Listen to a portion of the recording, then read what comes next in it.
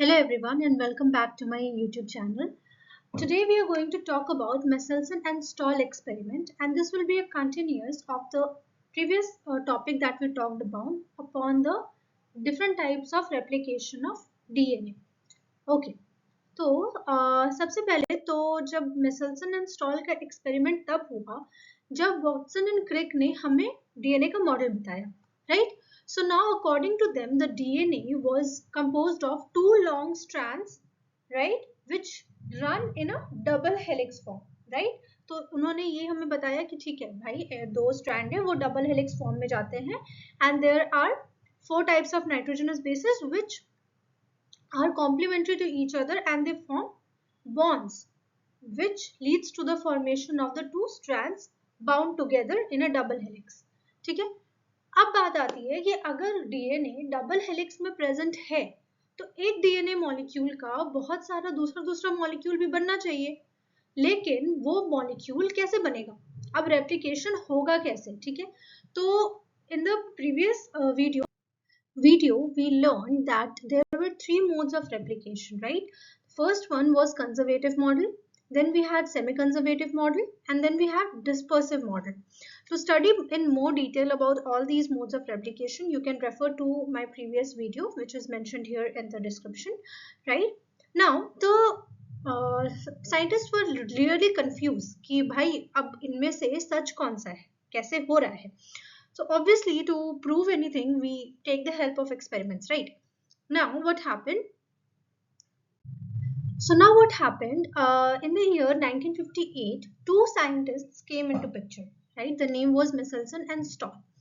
Now they were like कि ठीक है भाई अब हम बताएंगे कि replication हो कैसे रहा है, ठीक है, बट उसके लिए सबसे पहले हमें ढूंढना पड़ेगा. अब ढूंढेंगे कैसे? So obviously to find anything, to discover anything, what we do is we do experiments, right? So they did a very clever experiment. Why clever? Because see, we know that DNA is made up of nitrogenous bases, ठीक है. अब nitrogenous bases किससे बने होते हैं? Nitrogen से. As the name suggests, nitrogenous bases, so it is made up of nitrogen. So what they did was they took two isotopes of nitrogen, ठीक है. जो नॉर्मल नाइट्रोजन है वो है N14 और nitrogen 14 which has got 7 electrons, 7 protons and 7 neutrons in it, right? The atomic number is 14, we know this. But they also took N15 और nitrogen 15 which is the heavy isotope of nitrogen, ठीक है, जिसके पास electron और proton तो N14 की तरह है लेकिन उसके पास एक एक्स्ट्रा न्यूट्रॉन है, right? Because of which the atomic number is one more than the normal nitrogen, ठीक है. तो अब उन्होंने क्या किया कि उन्होंने सोचा कि अगर हम नाइट्रोजनस बेसिस में हेवी नाइट्रोजन को लगा देते हैं तो we will be able to track it, what is happening, where is the heavy nitrogen going, where is the light nitrogen going, है ना. So this is why it is very clever, ठीक है. तो अभी देखो जल्दी जल्दी देखते हैं हुआ क्या. Now what they did was first they labeled the DNA with heavy isotope of nitrogen, ठीक है. अब ये कैसे किया? देखो ये एक है मीडिया, राइट, इसमें इन्होंने ई कोलाई को ग्रो करवाया, ठीक है. दे ग्रू ई कोलाई हियर. नाउ अभी क्या किया, ई कोलाई का बहुत सारा जनरेशन को ग्रो किया, ठीक है, बहुत सारे जनरेशन को ग्रो किया N15 मीडिया में. अब इतने सारे जनरेशंस ग्रो हुए हैं कि सारा का सारा ई कोलाई का डीएनए आपका N15 का बन चुका है, ठीक है. तो जितने भी जनरेशंस हुए उसकी वजह से जो जितना डीएनए स्ट्रैंड है वो सारा का सारा N15 हो गया, ठीक है. अभी क्या किया कि N15 को इन्होंने रखा, ठीक है. फिर light nitrogen लेकर के आया which was the light nitrogen, it was N14, right? N14 was the lighter isotope of nitrogen, ठीक है. अब क्या किया उन्होंने कि इसकी जो ग्रोथ है फिर से एक मीडिया में ग्रो करवाया ई कोलाई को in the same manner, E coli को ग्रो करवाया but for few generations, ठीक है. Now few generations क्यों? क्योंकि उन्हें थोड़े में ही पता चल गया कि क्या हो रहा है. Now what they did was जो पुराना ई कोलाई था उसका तो डीएनए में N15 था, ठीक है. अभी क्या हुआ, जो नया ई कोलाई आएगा उसके डीएनए में लाइट नाइट्रोजन होगा, तो हमें तो पता चल जाएगा कि हैवी नाइट्रोजन कहाँ जा रहा है, लाइट नाइट्रोजन कहाँ जा रहा है, which means where is the parent strand going and where is the daughter strand going, right. लेकिन ये पता कैसे चलेगा, ये ग्रो करवाने के बाद what they did was they did density gradient centrifugation. Now this is a kind of centrifugation which is used to differ the molecules based on their density and hence the name density gradient, क्योंकि एक gradient बन जाता है, ठीक है। जो सबसे हल्का मॉलिक्यूल होगा और the light molecule will be on the upper side, क्योंकि उसका डेंसिटी कम होगा, ठीक है। जो सबसे भारी मॉलिक्यूल होगा वो नीचे की तरफ चला जाएगा. So a gradient is formed with respect to the density and hence it is called as density gradient centrifugation. ठीक है, तो उन्होंने क्या किया कि they did a density gradient centrifugation, right? क्या किया उन्होंने, जो हेवी डीएनए होगा वो ऑब्वियस सा बात है कि वो नीचे जाके बैठ जाएगा, जो लाइट डीएनए होगा वो ऊपर रहेगा. अब लाइट डीएनए क्या है, light DNA was N14, light DNA क्या है N14, ठीक है, और हेवी डीएनए क्या है N15. तो जब N15 आपका हेवी है तो जितने भी स्ट्रैंड्स में N15 होगा वो नीचे जाके बैठेगा, और जितने भी स्ट्रैंड्स में N14 होगा वो ऊपर जाकर के बैठेगा, right. So this was very clear. Now when they multiplied the E. coli in N14 medium after they had made them grow in N15 medium, what they did was they did the density gradient centrifugation. उससे क्या पता चला उन्हें, ठीक है. So this was the band which they observed. जब पहला generation हुआ, ठीक है, तो पहले जनरेशन में तो N15 ही है ना, सारा डीएनए उसमें सारे के सारे स्ट्रैंड्स में N15 इनकॉर्पोरेटेड है, राइट. नाउ N15 को जब हम लोगों ने डेंसिटी ग्रेडियंट सेंट्रीफ्यूगेशन में डाला तो हमने देखा कि जो N15 का बैंड है that is appearing on the lower side of the tube, right? अभी मैंने बताया कि N15 भारी है, उसका डेंसिटी ज्यादा है, तो वो नीचे जाके सेटल होगा, राइट. नाउ N14 का डेंसिटी ज्यादा है, कम है, तो वो ऊपर जाके सेटल होगा, ठीक है. तो पहला जनरेशन जो किया, सेंट्रीफ्यूज किया, तो देखा कि नीचे जाके बैठा है, ठीक है भाई, बिल्कुल सही है. दूसरा जनरेशन किया after the first replication of this DNA in N14 medium, right. अब क्या आया, अब उन्होंने देखा कि ये जो हाइब्रिड बैंड है N14 और N15 का, ये बिल्कुल बीचों बीच आया है. दैट मीन्स एक ही मॉलिक्यूल में दोनों है, N15 भी है और N14 भी है, ठीक है.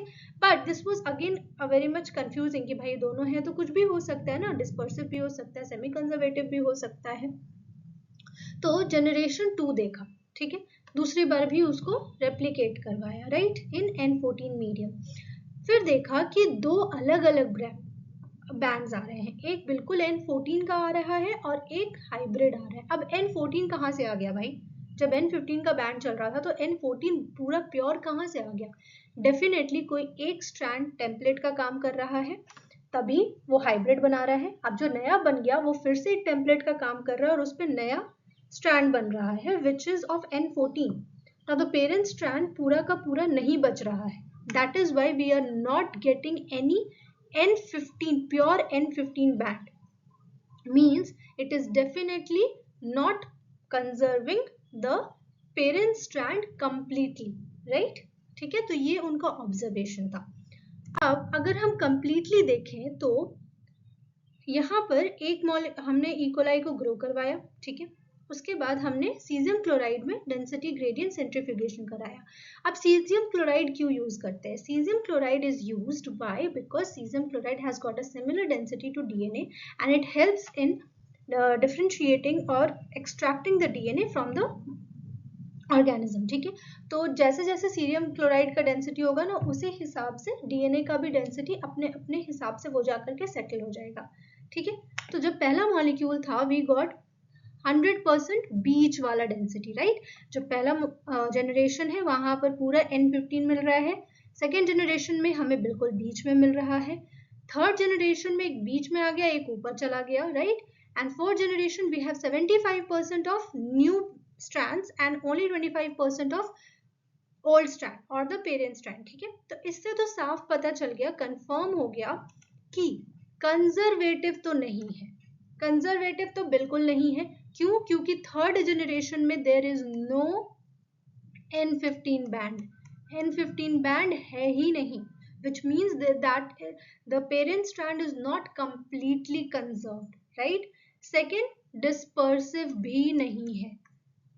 ठीक है, डिस्पर्सिव भी नहीं है. क्यों? अगर डिस्पर्सिव होता, डिस्पर्सिव में क्या होता है कि पेरेंट स्ट्रैंड और जो डॉटर स्ट्रैंड है वो एक ही मॉलिक्यूल में छोटे छोटे हर एक जगह पे होते हैं, फ्रैगमेंट्स की तरह. तो वो बीच में ऐसा बैंड देते, लेकिन ये भी एक ग्रेडियंट बनाता. ठीक है, एक ऐसे ग्रेडियंट की तरह होता. ये बीच में तो है, लेकिन ये पूरा एक मोटा सा बैंड बीच में नहीं होता, ये ऐसे बनता. क्यों? क्योंकि फ्रैगमेंट्स का तो डेंसिटी अलग अलग हो जाएगा ना, इसीलिए डिस्पर्सिव भी नहीं है. So definitely it was semi conservative. Semi conservative. ठीक है, इससे हमें पता चलता है कि the replication of DNA occurs in semi-conservative manner, where one strand of the DNA or the parent DNA acts as the template on which the daughter strand is replicated or formed. Next, the parent strand is passed from one generation to another on which the new DNA strands or daughter strands are formed. Right? Now, let's see the significance of this finding. Now, this was a very major experiment, a great breakthrough. Why? Because we got to know how is the DNA replicating. Now, this gave us an important information, how is the genetic getting inherited, right? So now we know that the genetic material is conserved and it is passed on from one generation to another, and the accurate copy of genetic material is present since the parent strand is not getting lost. ठीक है, उसके बाद फिर हमें ये पता चला कि सेल डिवीजन के लिए डीएनए रेप्लिकेशन बहुत ज़रूरी है. ठीक है, डीएनए रेप्लिकेट होगा तभी हमारा जो पुराना सेल्स है जो कि खो चुका है, विच हैज़ डाइड और विच हैज़ बीन डैमेज्ड, वो वापस से बनेगा. ठीक है, and very big major breakthrough happened in genetic research और DNA technology, RDT and all, because उससे हमें पता चला कि अगर कोई म्यूटेशन होता है तो हम उसमें कैसे रिपेयर कर सकते हैं, हम कैसे डीएनए में दूसरा एक ऑर्गेनिज्म का डीएनए में दूसरा ऑर्गेनिज्म डाल सकते हैं, because we know how is the DNA replicating, right? So this was a major breakthrough and इस एक्सपेरिमेंट से हमें पता चल गया कि हमारा जो डीएनए है वो सेमी कंजर्वेटिव फॉर्म में रेप्लिकेट करता है. Okay, this was all for today. Thank you so much for being patient and understanding this lecture. I hope you will like this session and you will go and subscribe to my channel. Thank you so much. Let's meet in another session.